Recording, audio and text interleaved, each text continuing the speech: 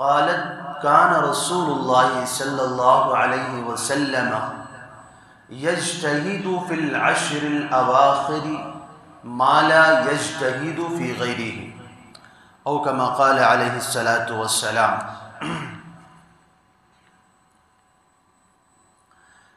صدق الله مولانا العظيم وصدق رسوله النبي الكريم ونحن على ذلك لمن الشاهدين والشاكرين والحمد لله رب العالمين.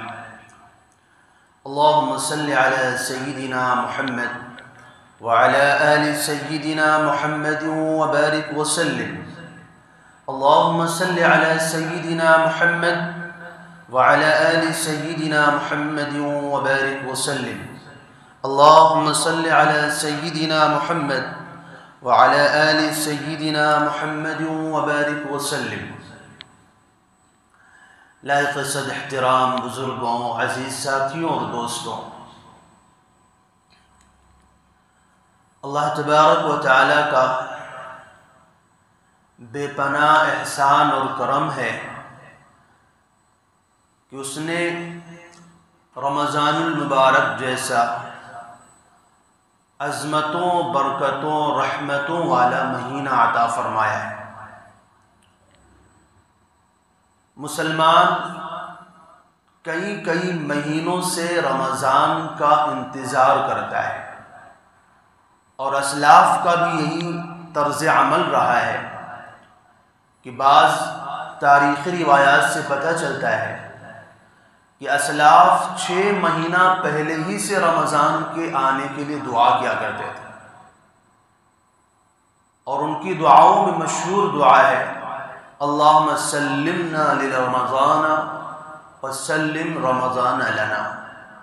اے اللہ ہمیں رمضان کے لیے صحیح سالم رکھ اور رمضان کو ہمارے لیے سلامتی والا بنا.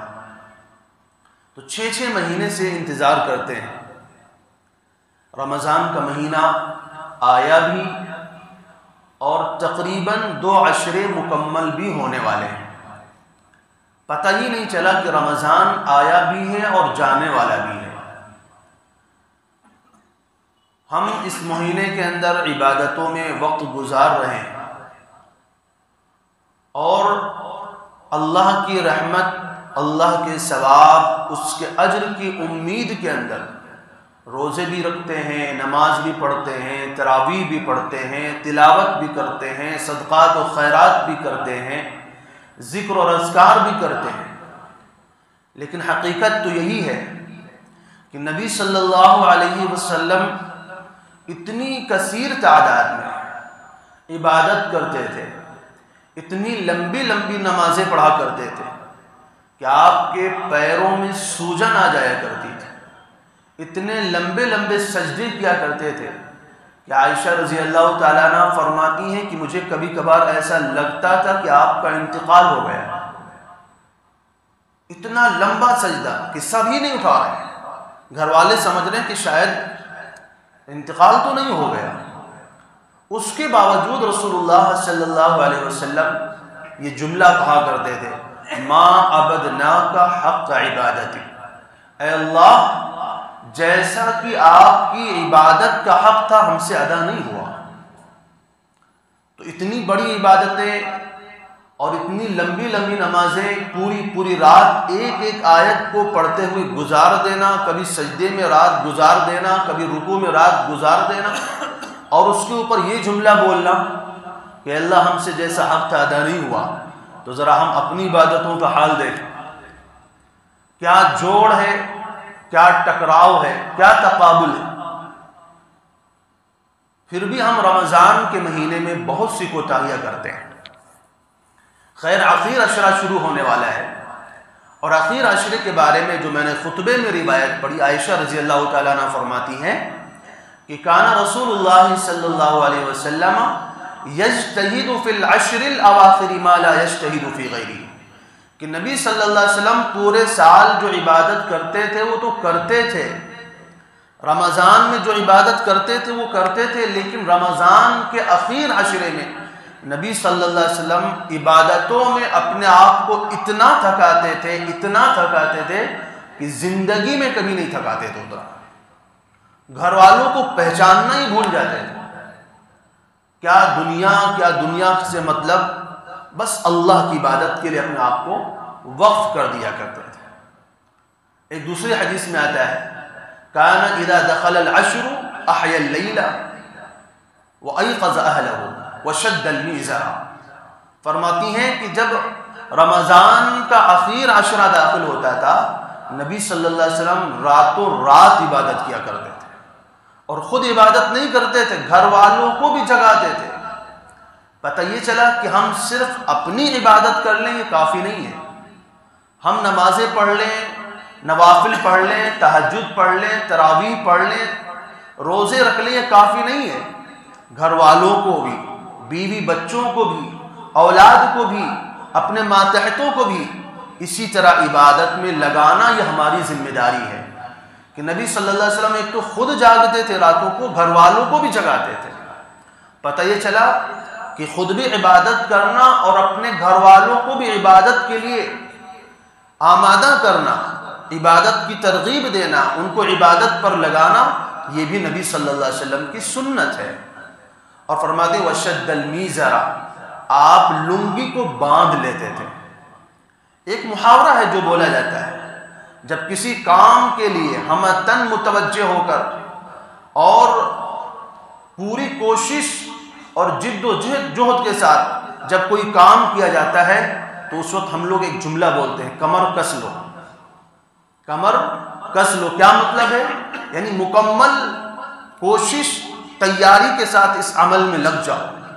تو ایسے نبی صلی اللہ علیہ وسلم کے بارے میں حضرت عائشہ کیا فرماتی ہیں کہ کمر باندھ لیتے تھے، یعنی اپنے آپ کو عبادت کے لیے بالکل فارغ کر لیتے تھے، ہر چیز سے بالکل بے خبر ہو جاتے تھے۔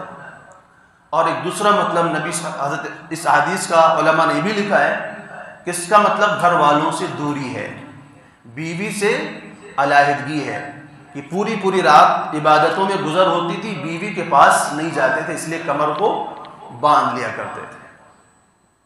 بہرحال ان روایتوں سے یہ پتہ چلتا ہے کہ نبی صلی اللہ علیہ وسلم اتنا زیادہ فکر مند ہوتے تھے، آپ کو آخرت کی اتنی زیادہ فکر ہوتی تھی کہ جب رمضان کا آخر عشرہ آتا تھا تو عبادتوں میں آپ کا رنگ ہی الگ ہو جاتا تھا، عبادتوں کا رنگ ہی تبدیل ہو جاتا تھا، ساری چیزوں سے بے خبر ہو کر عبادتوں کے لیے اپنے آپ کو وقف کر دیا کرتے تھے، اس ڈر سے، اس خوف سے کہ کہیں ایسا نہ ہو کہ یہ رمضان آخری رمضان، کہیں ایسا نہ ہو کہ رمضان کی یہ مبارک گھڑیاں دوبارہ نصیب نہ ہو جن میں اللہ تبارک و تعالیٰ نے عبادتوں کے اجر بہت زیادہ بڑھا رکھے ہیں، معمولی عبادات پر پہاڑوں جتنا ثواب عطا فرما رہے ہیں۔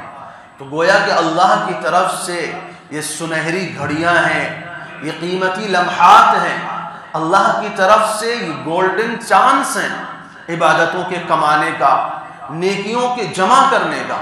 اس لیے انسان کو خاص طور سے آخری عشرے میں غفلت نہیں کرنا چاہیے، آخری عشرے کے اندر بالکل اپنے آپ کو تیار کر لینا چاہیے۔ آخری عشرے کے اندر ایک عبادت ہے جس کو ہم اعتکاف کہتے ہیں۔ نبی صلی اللہ علیہ وسلم کی عادت ہمیشہ آخر عشرے کے اعتکاف کی رہی ہے، کبھی کبھار تو آپ نے پورے مہینے کا بھی اعتکاف کیا ہے، لیکن عام طور پر جو نبی کی عادت تھی وہ آخر عشرے کے اعتکاف کی تھی۔ اعتکاف کا مطلب کیا ہوتا ہے؟ اعتکاف کی حقیقت کیا ہے؟ اعتکاف کی حقیقت یہ ہے کہ جب ہم دنیا کے مشاغل میں مشغول رہتے ہیں، دنیا والوں کے ساتھ، کاروبار کے ساتھ، لوگوں کے ساتھ ملنا جلنا رہتا ہے، تو ہمارے دلوں کے اوپر غفلت کے پردے پڑ جاتے ہیں، اللہ کے ساتھ جو قرب ہونا چاہیے، اللہ کے ساتھ جو ہمارا تعلق ہونا چاہیے وہ کمزور ہو جاتا ہے۔ اس لیے اعتکاف جیسی عبادت ہمیں دی گئی ہے کہ کاروبار سے، تجارت سے، باغات سے، کھیتوں سے، گھر والوں سے، بیوی بچوں سے، دوستوں سے، احباب سے، مارکیٹ سے، دکانوں سے، ہر چیز سے اپنے آپ کو الگ تھلگ کر کے مسجد میں آ کر کے اپنے آپ کو اللہ کی عبادت کے لیے وقف کر دیا جائے، اور گویا کہ یہ کہا جائے اے اللہ میں آپ کے در پر آ کے پڑ گیا ہوں، اب جب تک آپ معاف نہیں کرتے میں جانے والا نہیں۔ یہ اعتکاف کا مقصد ہے، یہ اعتکاف کی حقیقت ہے کہ انسان سب کچھ چھوڑ چھاڑ کر کے اللہ کے دربار میں آ کے پڑ جاتا ہے۔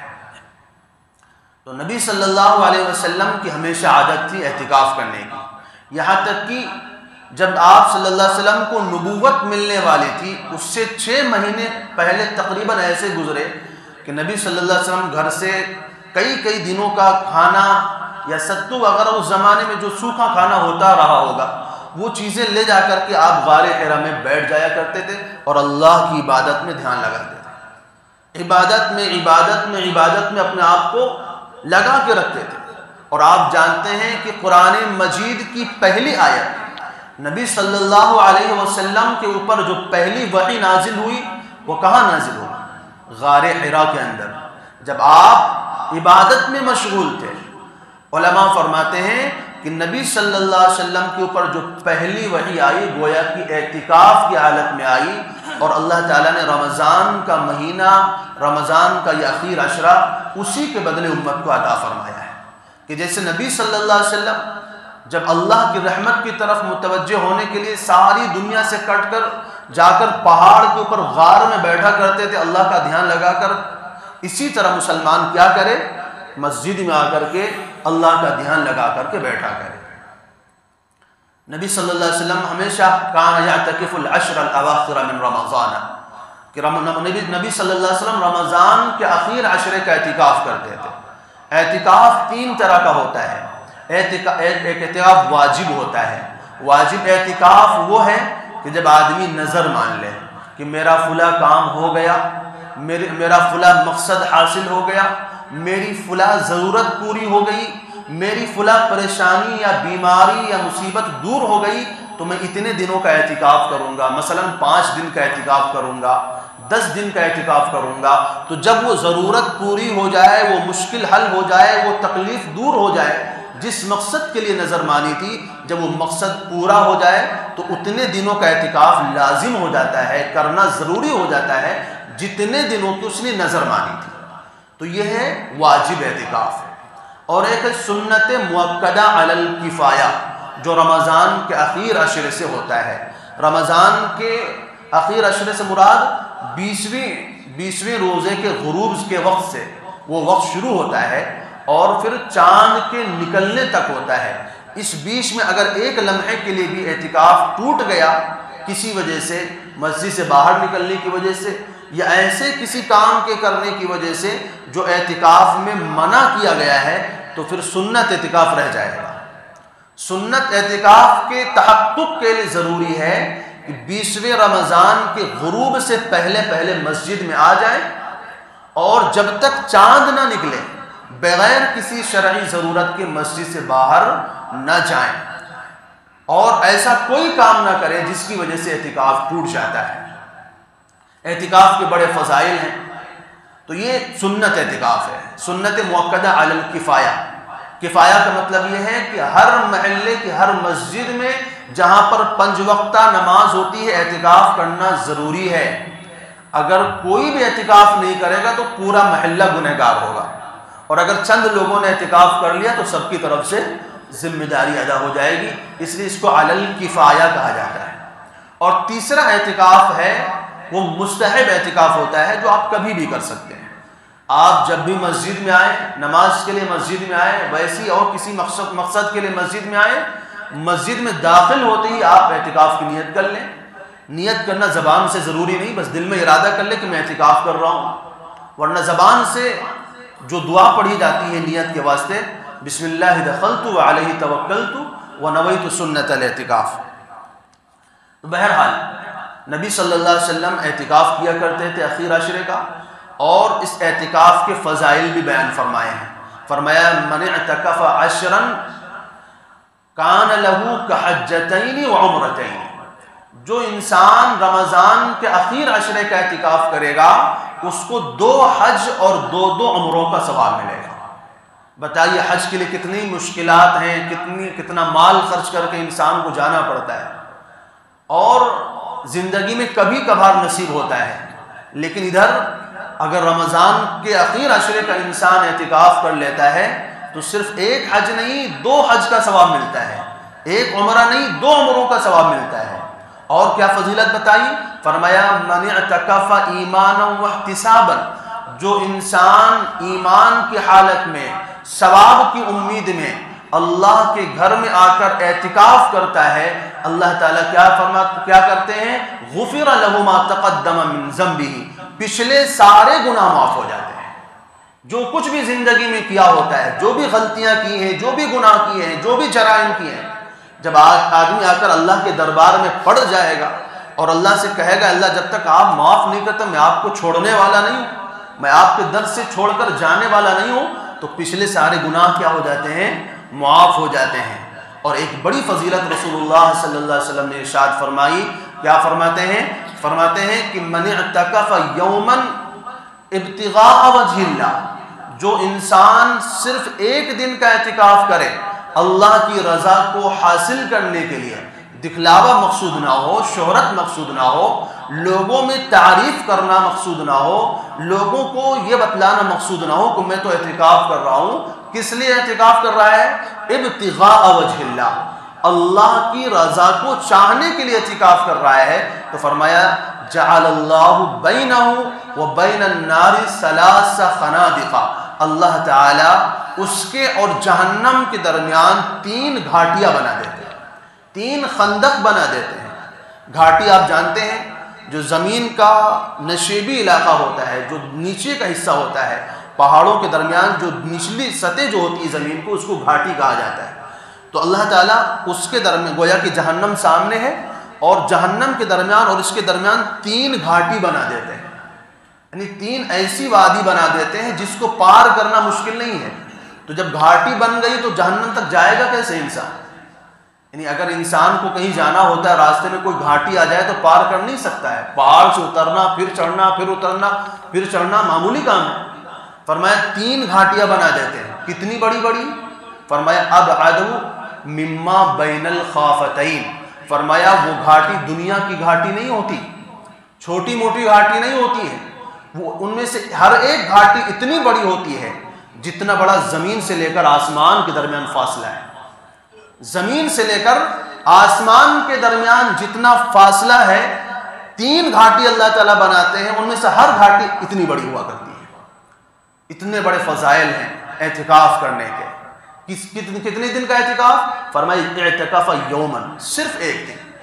جب ایک دن کے اعتکاف کی یہ فضیلت ہے، جو انسان 10 دنوں کا اعتکاف کرے گا، 10 دنوں کے لیے سب کچھ چھوڑ چھاڑ کر دنیا و ما فیہا سے اپنے آپ کو الگ تھلگ کر کے اللہ کے گھر میں آ کر بیٹھ جائے گا، سوچیے اللہ تبارک و تعالیٰ کے ہاں اس کا کیا مقام اور مرتبہ ہوگا۔ تو یہ چند روایتیں میں نے آپ کے سامنے اعتکاف کے تعلق سے پیش کی ہیں، اور آپ جانتے ہیں کہ اس مہینے کے اندر ہم عبادت کرتے ہیں، خاص طور سے ایک عبادت ہے جس کو ہم تراویح کے نام سے جانتے ہیں۔ ہماری صورتحال یہ ہے اور ہمارا عجیب مزاج یہ بنا ہوا ہے کہ جب رمضان شروع ہوتا ہے تو پورے جوش اور خروش کے ساتھ، پوری توجہ کے ساتھ، تیاری کے ساتھ، دلچسپی کے ساتھ، خوشی کے ساتھ ہم رمضان میں عبادت شروع کرتے ہیں، تراویح بھی پڑھتے ہیں، نمازوں کی بھی پابندی رہتی ہے، روزوں کی بھی پابندی رہتی ہے، ایک شوق کے ساتھ شروع کرتے ہیں، جو بہت اچھی بات ہے۔ لیکن دکھ کی بات یہ ہے، تکلیف کی بات یہ ہے کہ یہ شوق وقتی ہوا کرتا ہے، یہ جوش وقتی ہوا کرتا ہے، جیسے جیسے رمضان آگے بڑھتا ہے اور ہم ڈھیلے ہوتے چلے جاتے ہیں۔ پہلے مسجدیں فل ہوتی ہیں، دھیرے دھیرے وقت آتا ہے کہ آدھی ہونا شروع ہو جاتی ہے، فرائض میں کوتاہی ہونا شروع ہو جاتی ہے، فرض نمازوں میں بھی کوتاہی۔ سوچئے ذرا، جس مہینے کے اندر نبی صلی اللہ علیہ وسلم نے فرمایا ایک فرض کا ثواب 70 فرائض کے برابر مل رہا ہے، عام دنوں میں آپ نماز پڑھتے ہیں مسجد میں آ کر جماعت کے ساتھ، ایک نماز کا ثواب آپ کو 27 نمازوں کے برابر ملتا ہے، لیکن عام دنوں میں ایک فرض کا ثواب 1 ہوتا ہے، لیکن رمضان میں 1 کا ثواب 70 کا ہو جاتا ہے۔ لیکن جماعت کے ساتھ جب آپ نماز پڑھتے ہیں عام دنوں میں تو 27 نمازوں کا ثواب ملتا ہے۔ اب اسی 27 کو آپ جب 70 سے ضرب دیں گے تو کتنی نمازیں ہو جائیں گی؟ تقریباً 1800 سے زیادہ نمازیں۔ 1800 سے زیادہ نمازوں کا ثواب ملے گا صرف ایک جماعت ادا کرنے پر، کیونکہ عام دنوں میں ایک فرض کا ثواب ایک ہے اور جماعت کے ساتھ پڑھتے ہیں تو 27 کا ثواب ملتا ہے۔ رمضان میں اسی 27 کو آپ 70 سے ضرب دے دیجیے، کتنا زیادہ ثواب ملتا ہے۔ اور ہم سحری کھا کے سو جاتے ہیں، مسجد خالی ہو جاتی ہے، پتہ نہیں کیا ہم حاصل کیا کرنا چاہتے ہیں۔ اللہ تعالیٰ تو ہمیں معاف کرنے کے لیے، ہماری مغفرت کے لیے موقع عطا فرماتے ہیں، ثواب کے ریٹ کو بڑھا دیا کرتے ہیں ہزاروں گنا، اور ہم ہیں کہ ہم غفلت میں پڑے ہوئے، ہم لینا ہی نہیں چاہتے، ہم اس چیز کو حاصل ہی نہیں کرنا چاہتے۔ اگر ہمیں پتہ چل جائے کہ کہیں پر 1 روپیہ لگاؤ 1000 روپے مل رہے ہیں تو لائن لگا کے کھڑے رہیں گے، رات ہو جائے چاہے دن گزر جائے، کوئی فرق نہیں پڑے گا۔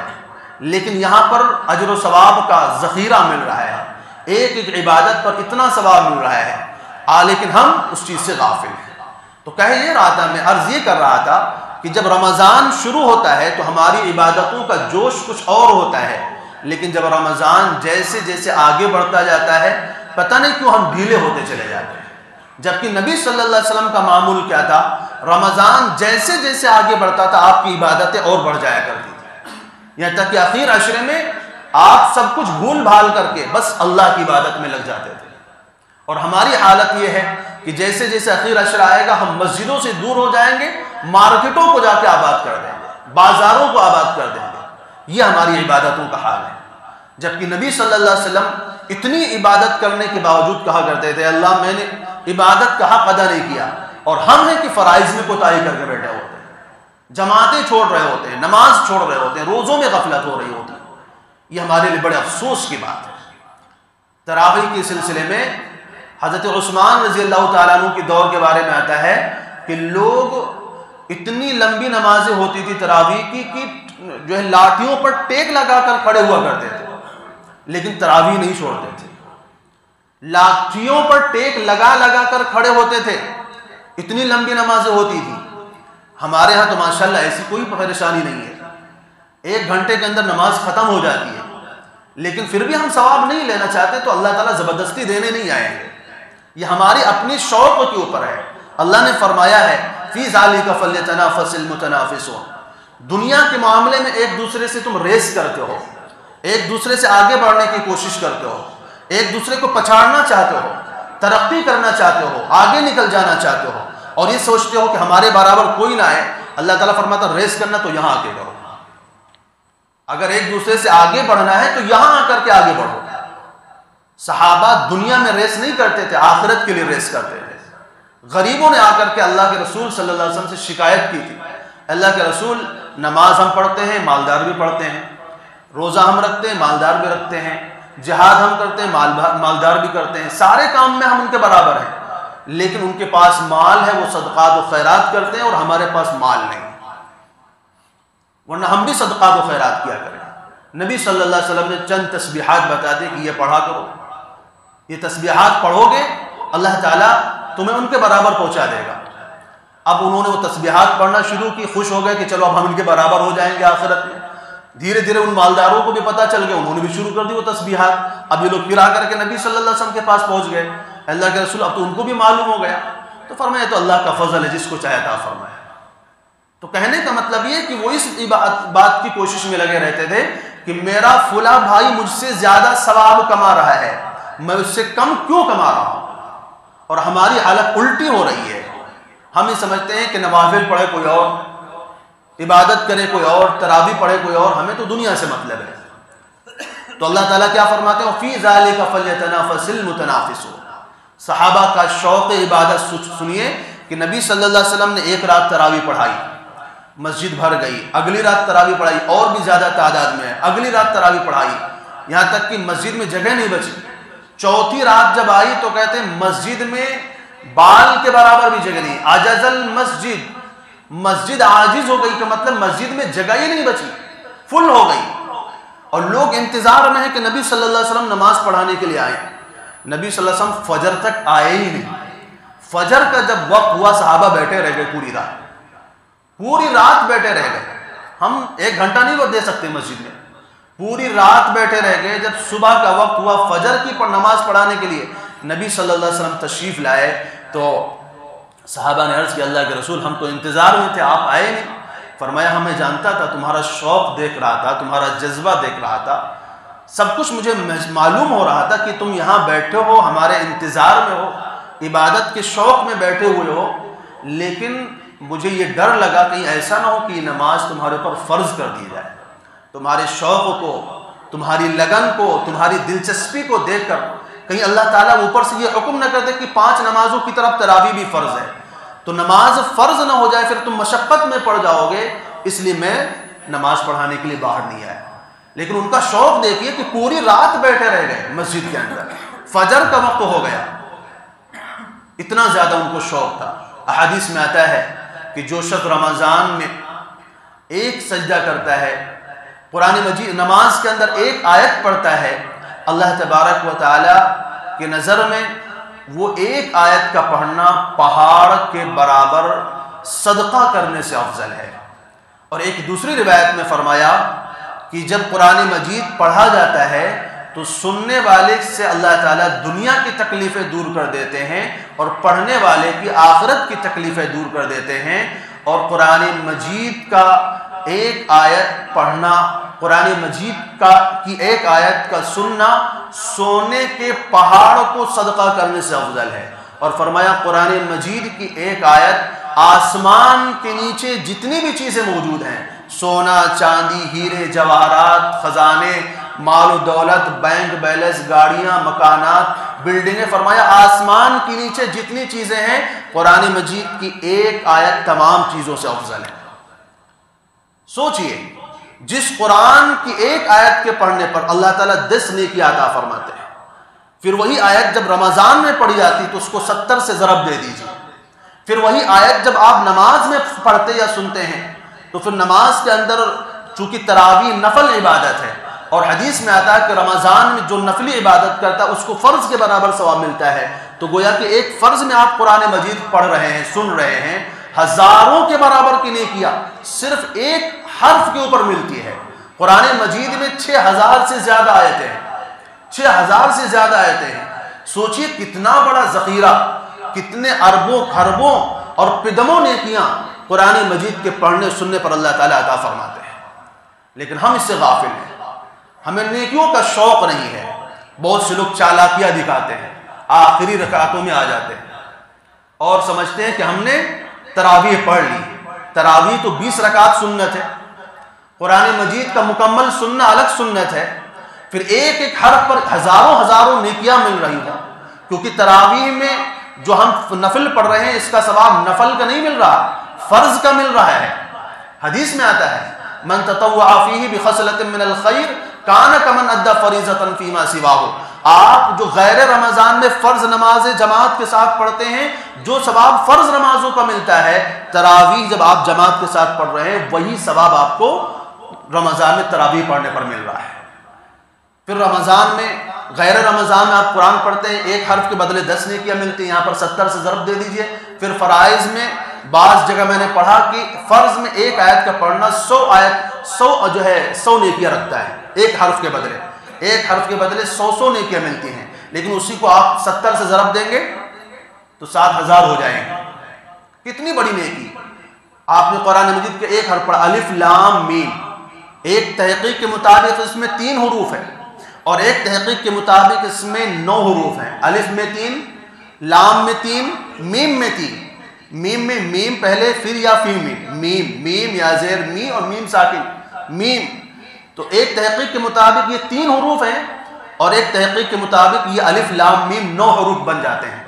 سوچیے ذرا, آپ نے ایک نماز کے اندر پڑھ لیا یا سن لیا, کتنی ہزار نیکی آپ کو صرف الف لام میم کے پڑھنے پر یا سننے پر مل گئی. پورا قرآن سنیں گے تو کتنی بڑی نیکی مل رہی ہے. اب جو لوگ بیچارے چالاکیاں دکھاتے ہیں, ہوشیاریاں دکھاتے ہیں کہ چلو آخری رکعت میں آ جاتے ہیں, قرآن مجید کا اکثر حصہ تو شروع میں پڑھ دیا جاتا ہے, آپ آتے ہیں صرف 10% یا 5% سننے کے لیے. تو کتنی بڑی ہوشیاری آپ دکھا رہے ہیں, کتنی بڑی عقل مندی آپ دکھا رہے ہیں کہ 90% ثواب کو, 95% ثواب کو چھوڑ کر صرف 10% اور 5% لینے کے لیے آ رہے ہیں. تو بہرحال کہنے کا مطلب یہ ہے، یہ ساری چیزوں کے بتلانے کا مقصد یہ ہے کہ ان چیزوں میں آپ کوتاہی نہ کریں۔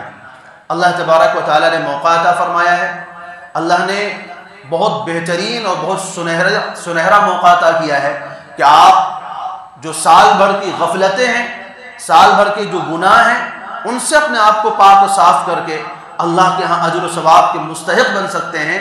اگر اس موقع کو بھی ہم نے گوا دیا تو رسول اللہ صلی اللہ علیہ وسلم نے بد دعا دی ہے، یاد ہے آپ کو، کہ جس نے رمضان کا مہینہ پایا اور رمضان میں بھی اس کی مغفرت نہ ہوئی، وہ تباہ و برباد ہو جائے۔ جو رمضان میں بھی جس کی مغفرت نہ ہو سکی، جو اللہ کو رمضان میں بھی راضی نہیں کر سکا، اس کو راضی کرنے کے لیے کہاں سے دن آئیں گے، کہاں سے مواقع آئیں گے، کون سا ٹائم، کون سا لمحہ، کون سی گھڑی، کون سا مہینہ، کون سا سال، کون سا دن ایسا آئے گا جب آپ اللہ کو راضی کریں گے۔ اللہ نے دیا ہی رمضان اسی لیے کہ آپ اللہ کو راضی کریں۔ تو یہ تینوں عبادتوں میں آپ کوتاہی نہ کریں، نہ تو روزوں میں کوتاہی کریں، نہ نمازوں میں کوتاہی کریں، نہ تراویح میں کوتاہی کریں۔ اور اعتکاف کا وقت آنے والا ہے، 2 دن کے بعد اعتکاف کا وقت شروع ہو جائے گا۔ آج 18 رمضان ہے، کل 19، پرسوں 20 ہے، یعنی اتوار کی مغرب سے پہلے جو حضرات پہ اعتکاف کرنا چاہتے ہیں وہ اپنے آپ کو تیار کر کے غروب سے پہلے ہی مسجد میں آ جائیں۔